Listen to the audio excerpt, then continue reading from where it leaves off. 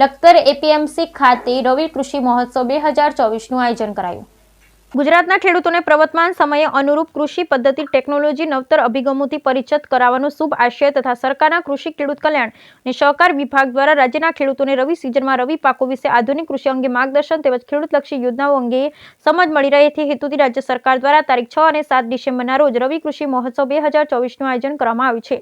મુખ્યમંત્રી ભૂપેન્દ્રભાઈ પટેલ, કૃષિ મંત્રી રાઘવજી પટેલ, બનાસકાંઠા જિલ્લાના દાંતીવાડા કૃષિ યુનિવર્સિટી ખાતેથી રવિ કૃષિ મહોત્સવ 2024નો રાજ્યવ્યાપી શુભારંભ કરાવ્યો હતો। ત્યારે આજે લખતર એપીએમસી ખાતે લખતર તાલુકા પંચાયત પ્રમુખ વાસુદેવભાઈ પટેલના અધ્યક્ષસ્થાને રવિ કૃષિ મહોત્સવ 2024નું આયોજન કરવામાં આવ્યું હતું। દીપ પ્રાગટ્ય કરી કાર્યક્રમની શરૂઆત કરવામાં આવી હતી તથા નાની બાળાઓ દ્વારા સ્વાગત ગીત રજૂ કરી ઉપસ્થિત મહેમાનોનું સ્વાગત કરવામાં આવ્યું હતું। લાભાર્થીઓને સહાય એવોર્ડ આપવામાં આવ્યા તથા મહાનુભાવો દ્વારા રજૂ કરેલ વિવિધ સ્ટોલની મુલાકાત કરવામાં આવી।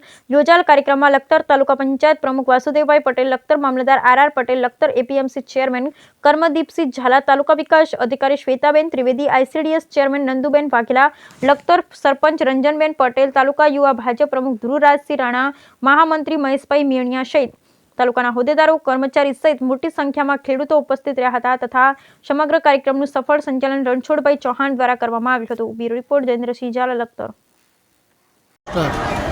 મુકેશ ગાલવાડિયા, નાયબ બાગાયત નિયામક સુરેન્દ્રનગર। આજે લખતર તાલુકાના રવિ કૃષિ મહોત્સવ 2024 અંતર્ગત લખતર એપીએમસી ખાતે રવિ કૃષિ મહોત્સવનો કાર્યક્રમ થયો। બહોળી સંખ્યામાં ખેડૂતો, ભાઈઓ તથા બહેનોની હાજરી રહી અને પદાધિકારીઓ પણ હાજર રહ્યા। એમાં માનનીય મુખ્યમંત્રી શ્રી ભૂપેન્દ્ર પટેલ સાહેબનો દાંતીવાડા કૃષિ યુનિવર્સિટી ખાતેથી લાઈવ પ્રોગ્રામ LED પર સૌએ નિહાળ્યો તેમજ કૃષિ વૈજ્ઞાનિકો દ્વારા પણ એમને માર્ગદર્શન આપવામાં આવ્યું તેમજ બાગાયત અને ખેતીવાડીની તેમજ પ્રાકૃતિક ખેતી વિશેની પણ અહીંઓ અત્રેથી સમજ આપવામાં આવી તેમજ મહાનુભાવો દ્વારા વિવિધ ડિપાર્ટમેન્ટ અને પ્રાઇવેટ બધા સ્ટોલ હતા એની ફેરણી કરી અને એમની વિઝિટ પણ દરેક ખેડૂતોએ મુલાકાત કરી અને કાર્યક્રમ સંપૂર્ણ થયો।